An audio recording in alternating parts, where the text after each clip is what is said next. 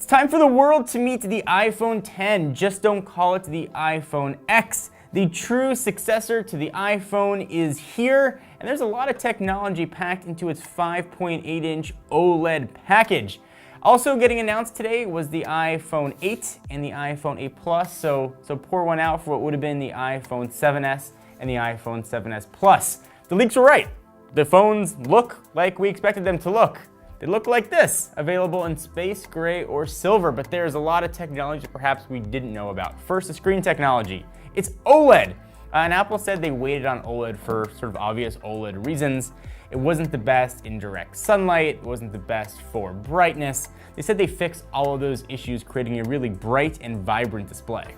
And they are dubbing this new display Super Retina display, and I think most exciting and probably most importantly, we finally have a true higher resolution display from Apple. This thing has a resolution of 2436 by 1125. If you can do that math, it's got a 458 ppi. Now, it's by no means the highest pixels per inch of any 5.8-inch phone out there, but it is the highest ppi that Apple has ever announced. And they claim the screen looks absolutely beautiful, at least it appears to look really nice. And it's got the same design that we expected. It is edge to edge with the cutout on the top for the cameras.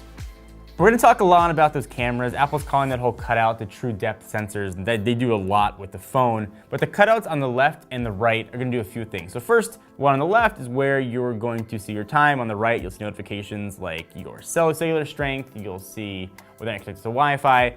And we're also going to use those for the UI as well. Our initial thought was that those areas are going to be kept for only those notifications, but actually that area of the screen is going to be used in a lot of apps. So if you're viewing a video, there's going to be a cutout in your video. Pictures the same way, third-party apps as well.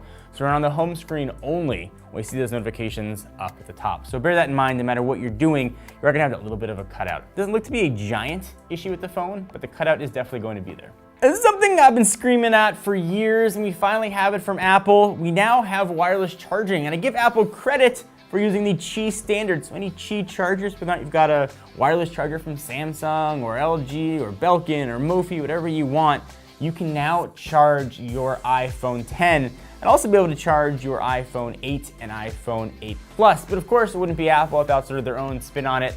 So they're announced something new called AirPower. It's a new technology. It's going to go in conjunction with a new piece of hardware that can charge multiple things at once. You can charge your iPhone, you can put your AirPods on it, and your Apple Watch Series 3, which got announced on it. It'll kind of charge it all at once with the cool animations on the phone. That's not going to ship till next year. What you got to know at least is Qi wireless charging is here. Powering this whole phone is Apple's new A11 Bionic chip, and Apple's first in-house designed GPU. Should get 70% better performance than last gen.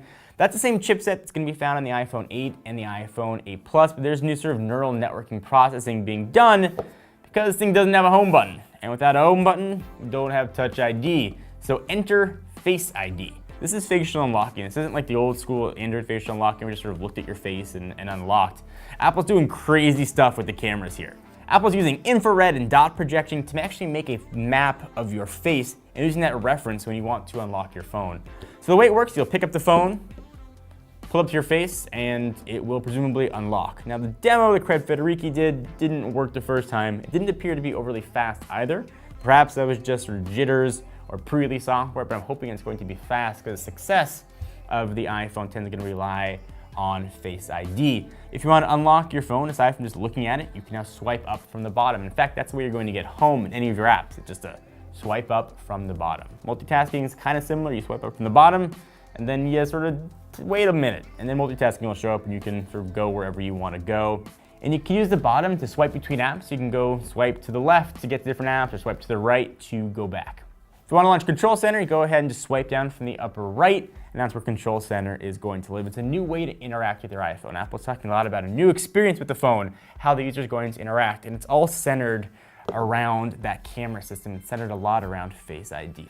So the cameras on the iPhone X went from this way to that way. But in that transition, they gained dual optical image stabilization. The apertures changed a little bit. They got support for, of course, the portrait mode of the new lighting portrait effects, which will work in real time or after the fact. And the front-facing camera now supports both of those portrait things as well. So you can take beautiful bokeh selfies or do studio lighting with your portraits. And pricing. We knew this wasn't going to be cheap. It's going to come in two configurations, the same as the iPhone 8 and the 8 Plus, 256 or 64 gigs. Going to be starting at $999. You'll be able to place your pre-order on October 27th and is going to ship on November 3rd. So in time for the holidays, but after the iPhone 8 and the iPhone 8 Plus. So I'll leave this question to you. What do you guys think about the iPhone 10? This is clearly the best that Apple has to offer. It's a competitive phone with a compelling feature set to compete against the best of Android. But is it enough to make you stick with Apple? Are you gonna go for the lower price iPhone 8 or iPhone 8 Plus? I really want to hear your thoughts on this one. I'm excited for the iPhone 10. I want to try Face ID. I want to see how it works. And if it works as promised, it might lure me back to Apple. I can't wait to get my hands on it. Gotta wait a few more months to do so. Give the video a thumbs up if you appreciate it. Of course, a subscription always helps as well. Until next time, I'm John Ranger from Techno Buffalo.